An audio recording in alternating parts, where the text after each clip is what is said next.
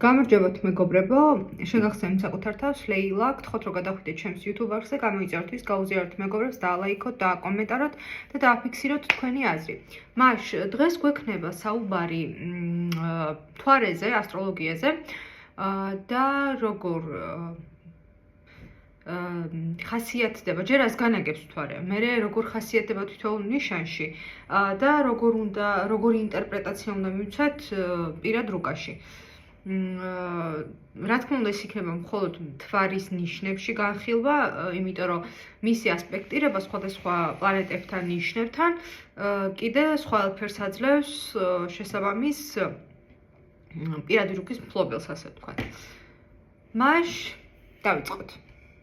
მთვარე ზოგადად გვიყვება ადამიანის ფსიქიკის შესახებ, როგორ აღიქვავს ის საკუთარ თავს, როგორ აღიქვავს ის სხვა ადამიანებს, გარემოს, მოვლენებს, რა არის მისი პირველი რეაქცია. ასევე მთვარე გვიყვება ქალის შემთხვევაში თუ როგორი მეუღლე იქნება და როგორი დედა იქნება. მამაკაცის შემთხვევაში ის გვიყვება პარტნიორის შესახებ.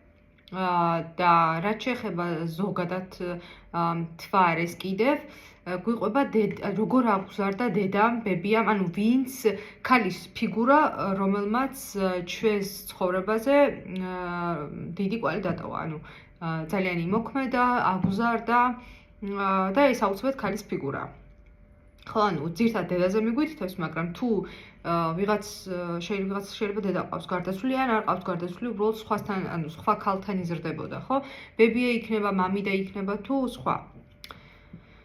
მაშ ასე შევუდგეთ საქმეს განხილვას, სხვადასხვა ნიშნები, როგორ წარმოდგენ საკუთარ თავს.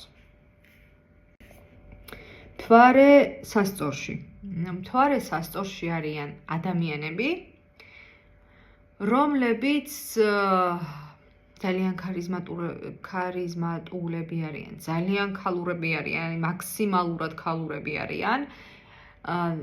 ნაზი, როგორ გით, რო შეხედავ, ყუროზეც თქვი იგივე, რომ სასწორებს და ყუროებს აქვს ეს მთვარე ყუროში და სასწორში, რომ რო დაინახავ, მიხვდები, რომ მთვარე ყუროში ან სასწორში ყავს, იმიტომ რომ იმდენად ფარფატები არიან, რომ არ ვიცი, ძალიან ქალური ნიშანია.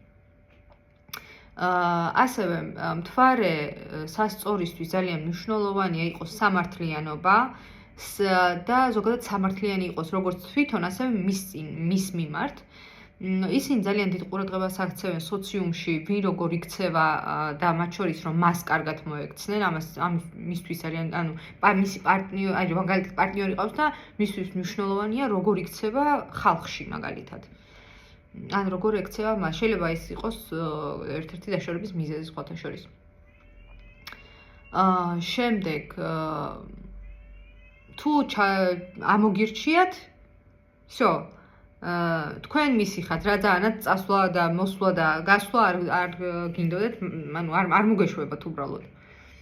ასევე სასწორებს, მთვარე სასწორებს უჭირთ ხოლმე არჩევნის გაკეთება, ანუ ეს თუ ის და შინაგანად ეს აქვთ ხოლმე. ასევე ძალიან სიღრმისეული ნიშანია ზოგადად ამ ხრივ გრძნობების კუთხით, მაგრამ თითქოს უჭირს გამოხატვას რა. შეიძლება მიგიშვას უცებ, შეიძლება უცებ გაცივდეს. რაღაცა ესეთი ისინი აქვს ხოლმე მთვარე სასწორებს.